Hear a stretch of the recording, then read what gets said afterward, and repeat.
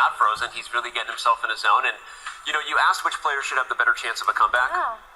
I kind of pleaded the fifth on that. I basically said I think both Fedoseev and Nodirbek are in big trouble. But I think that Nodirbek can focus from a psychological perspective, guys, on the fact that he had his chances in that game, right? And it blundered itself away in the queen ending, and those things are very tricky.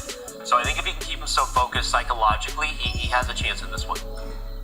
Yeah, and he does need a good opening. We know Wesley will take any possible opportunity to simplify the game, to take all of the risk, all of the sting out of the position. So, okay, a pause there from Abdusattorov just briefly, and he goes for the Queen's Gambit declined. What do you think of this, Wesley? It's so hard nowadays with the black pieces against someone like Wesley's strength to get a position which is just dynamic, and I think you just got to try to keep the pieces on the board. I think the strategy to win a game is you don't go too crazy, keep the piece on the board, keep some tension, and just wait until you get an opportunity, hope you get an opportunity. Wesley going for this exchange variation, and this is, as you say, one of the most classical pawn structures you can get, and we often see more exchanges coming up in this, which is, there we go, the bishops now getting exchanged as well, and where's the opportunity to win going to come from? Wesley didn't go for the Berlin, so at least you have that, right? Wesley didn't play an opportunity to get a draw as white. He didn't go for the Berlin, so I feel like we should all acknowledge that, yeah. That might be because Nodirbek might have chosen the Sicilian and some attacking ideas there, but I have to say, when you're in a must-win situation, Wesley's got to be the worst opponent to face, especially with the black pieces. He's just such a tough opponent to beat. I agree, totally. His style is we were talking about this in whatever hangout sessions we have. Obviously, Magnus Carlsen is the best chess player in the world. I think Wesley so in many ways makes the least amount of mistakes at times. I feel like Magnus wins more games and he puts the pressure in the right spots in terms of getting those close victories, but Wesley doesn't lose a lot of chess games and he doesn't beat himself, and that makes the situation even harder. Yeah, Magnus is the one who takes the most calculated risks, the best calculated risks. Wesley, for him, the word risk doesn't exist unless he really needs it to, and he's in that dream scenario. A draw is good enough and rock solid for white.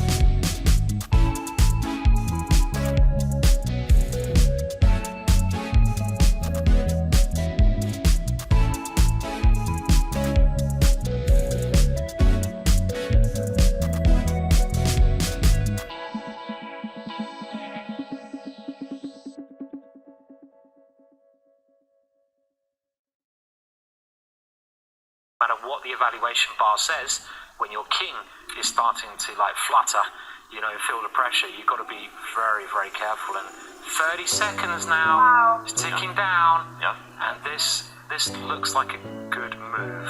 Wow, what a Yeah, move, by the way. it He is. willingly walks into losing the A5 pawn, but he calculates that the B pawn is going to become a baby girl on B1. Look at that. Yeah, nice full board awareness. Really nice move to give up the A pawn, but see the bishop on E4 combined with the rook behind the pawn. Push him, baby. That's a very, agreed. Yeah, gonna make a new queen. Nice find, especially in time pressure. Beautiful calculation, and getting rid of the queens would totally destroy White's chances of getting an attack. So, Wesley, how does he keep the attack going? Can he? Maybe it's impossible. Has to find a way to keep the queens on the board. What happens if he just sidesteps on H4? Yeah, again, this queen is on such a kind of devastating diagonal. If it just gets one check, White's going to be the one mated. But, I don't know, rook takes rook, for example, forcing the white queen back. Don't take it with the king. The black queen jumps in. That's game over. That's a good one to show. Game over.